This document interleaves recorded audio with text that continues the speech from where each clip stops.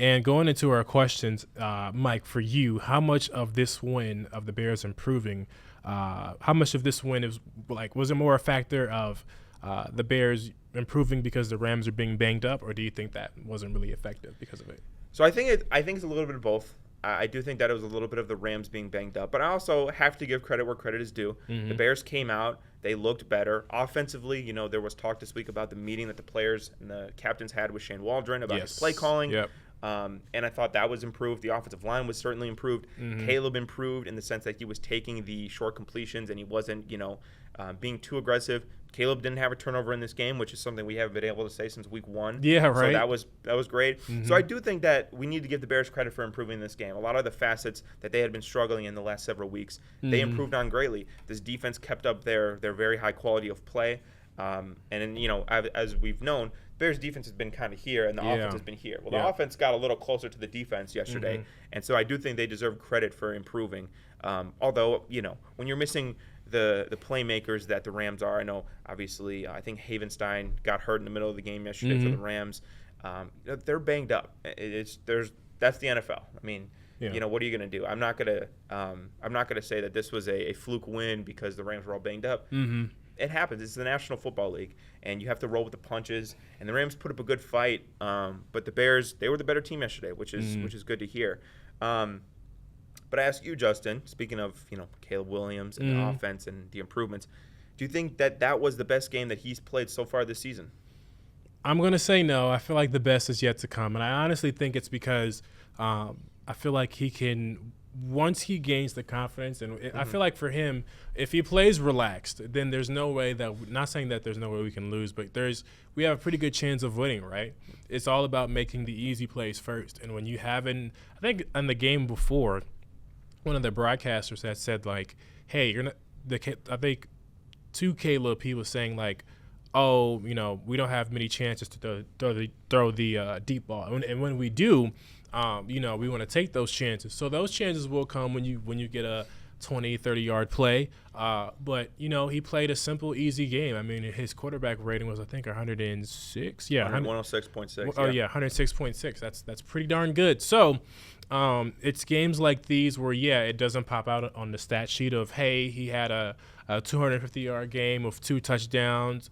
But he won, and that's all that matters. And that's all, that's the most important thing. So to answer your question, I don't think he had his best game of the season, but I did think he had one of his most matured / controlled games of the season so far. Yeah, no, I think the other big positive is when you're able to run the ball, it keeps the defense honest, right?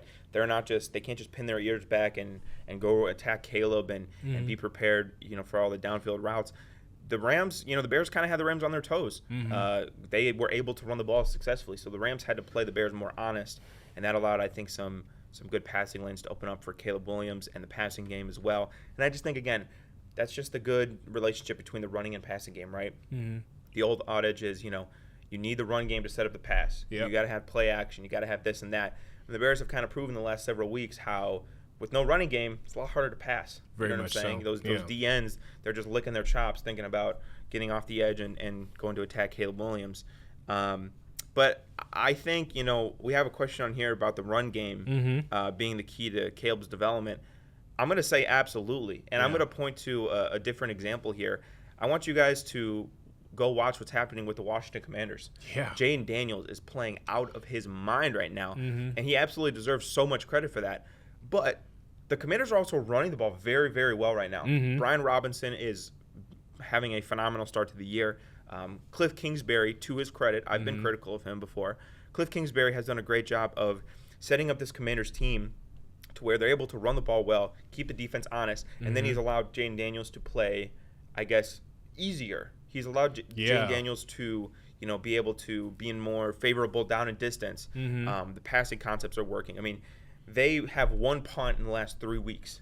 Yeah. Right? They're running the ball well. Jayden Daniels is honestly playing historically well. And I know, we didn't have this on the script, Justin, but I just want to bring this up if you don't mind. Stop having wandering eyes, please. Everybody's, oh yeah, Caleb's good, but look at Jayden Daniels. We should have taken Jayden Daniels. We're 4 weeks in, all right? We are 4 weeks in. Please stop with we should have taken Jayden Daniels. Jayden Daniels is better, that, whatever.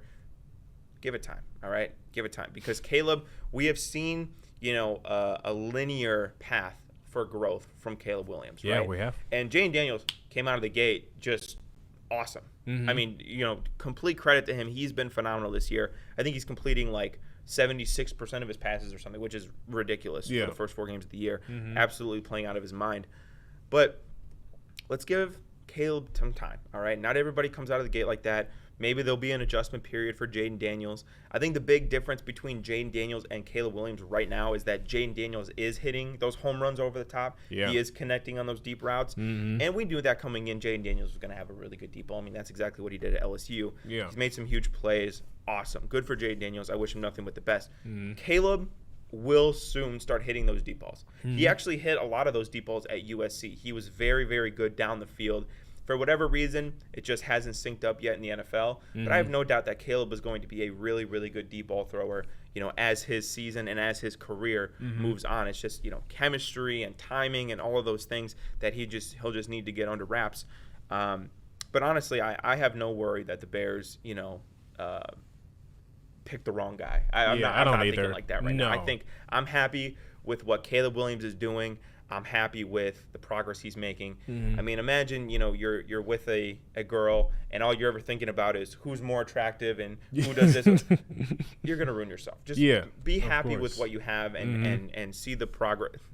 That doesn't sound right. You know what I mean? See the progress. Bears fans need to see the progress with Caleb Williams and be happy and be content to know they have someone special, just like you have someone special in your own relationship. I'm just giving out free therapy advice. I'm gonna kick it to you, Justin. Yeah, no, the Cupid over here is killing it today. Right. So we can go into our next question, and we can both answer it if we'd like. Yeah. Do you think the Bears are a playoff team right now? Asked me this last week, and I wasn't very confident. Asked me this week, and I'm seeing, again, the improvement with Caleb Williams.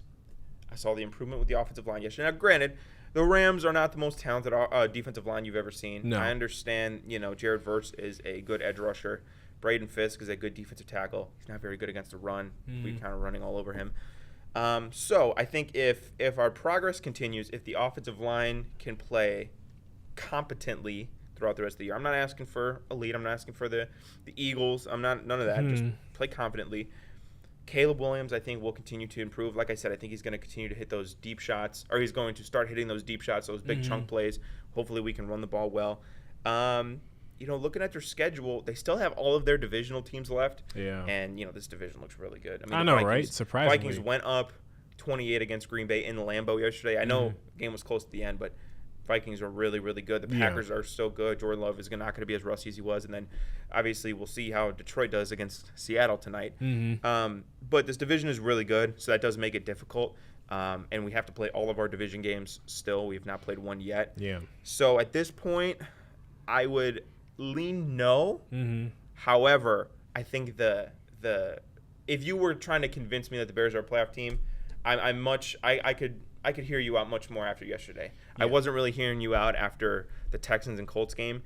But if you told me that after yesterday's game, I said I'll hear you out. I'll give you a chance to argue, which I think that you're about to do. Yeah, no, I agree. I think definitely I agree with Mike. I think we're still not there yet, but I will say if this team does keep improving to where we can kind of have our run game and our throw game be on all cylinders, we have a good shot to win a game. I'm not going to say we're going to win the Super Bowl, but really when you look at the NFC, potentially I could say maybe like 3, you get the Niners.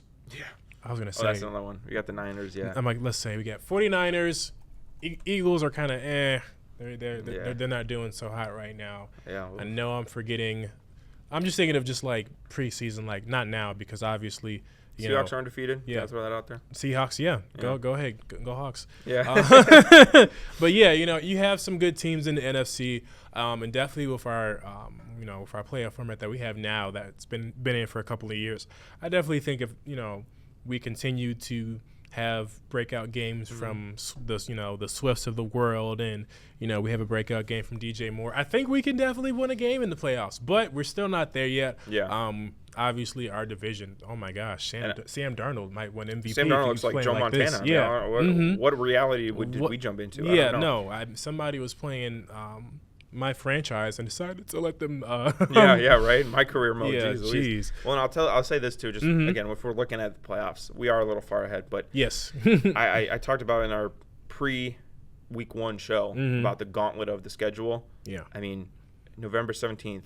Against Green Bay, then against Minnesota, then against the Lions, then at the 49ers, then at Minnesota, then we play the Lions, then we play Seattle, then we play Green Bay. Like, this last, third of the schedule is brutal. Yeah. Absolutely brutal. And, again, we just talked about the Vikings. They're a lot better than I thought they were. The Lions are really, really good. We got to play the Commanders in a few weeks, who look awesome. Yeah. So this schedule, I don't think, is very favorable for the Bears going forward, except for the team that we play next week,